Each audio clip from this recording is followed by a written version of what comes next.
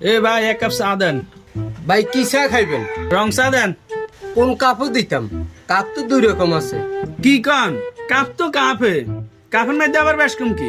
একটা হইলো চরিত্রবান কাপ আর একটা হইলো চরিত্রহীন কাপ। চরিত্রবান কাপ কোনটা আর চরিত্রহীন কাপ কোনটা? যেটা চরিত্রহীন কাপ এটার মধ্যে ব্যাকে মুখ দেয়, সেটা হইলো এই কাপ।